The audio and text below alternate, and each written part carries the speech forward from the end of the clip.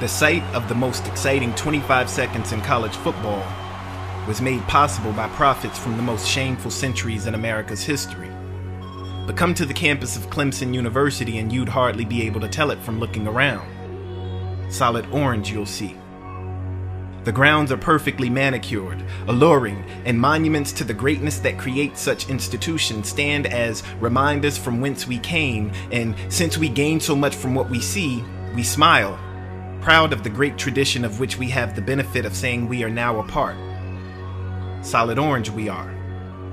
And it's easy to buy in. It starts with the song that shakes the Southland and a sea of solid orange, tiger rags that kind of grab you and say, you are now a member of this family. You are now a Clemson Tiger. Wear your orange proudly. But it's a pretty well-known fact that tigers have stripes, and almost as well known as the reason they do, yet Clemson University, home of the Tigers, doesn't do much acknowledging of those dark marks it knows to be so integral a part of its existence. Solid orange, we say, at this university that was once a plantation, slavery being a positive good according to Master Calhoun, whose house sits still on a plot atop a hill overlooking the football field, open 7 days a week, and I can even enter through the front door. What I cannot do, however, is depend on the tour guide to give me the whole history of the foundations of my university because, for some reason or another, it's uncomfortable for some people to talk about slave owners, supremacists, and segregationists on those terms. Or, it's unknown to the individual responsible for the dissemination of that information about this place. But 20 score and many more years ago, our forefathers brought forth on this continent our forefathers and our foremothers and exploited them for hundreds of years, which led to our being conceived in captivity and dedicated to the proposition that history is a matter of telling the story that makes us look best. Solid orange, I think. And that forces me to confront my active participation in not only the crime, but the cover-up. The whitewashing with orange of the dark parts of a history meant to be instructional lest we repeat it. And I repeatedly walk past the Strom Thurmond Institute of Government and Public Affairs and wonder, was it there that our ancestors were whipped?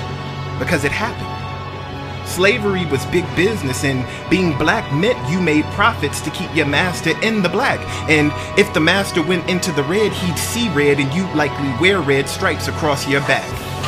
Fact. And if that is an uncomfortable truth for the institution, so be it. These are the stripes we bear, so see them.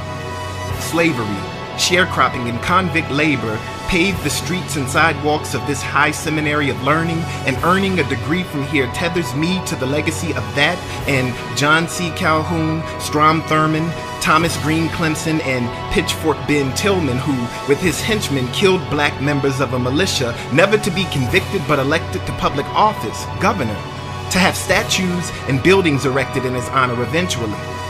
The one on this beautiful campus houses the Calhoun Honors College and the School of Education. So be it if it's uncomfortable to bear those stripes. See them.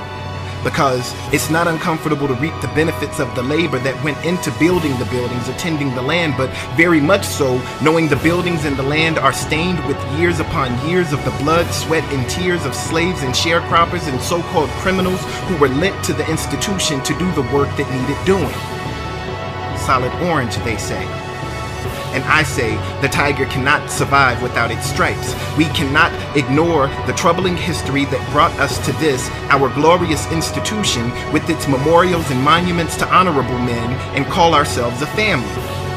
And we're damned if we think we're doing ourselves any favors coloring the history one hue.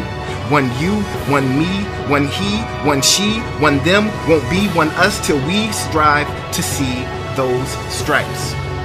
The tiger cannot survive without them. The sight of the most exciting 25 seconds in college football was made possible by profits from the most shameful centuries in America's history.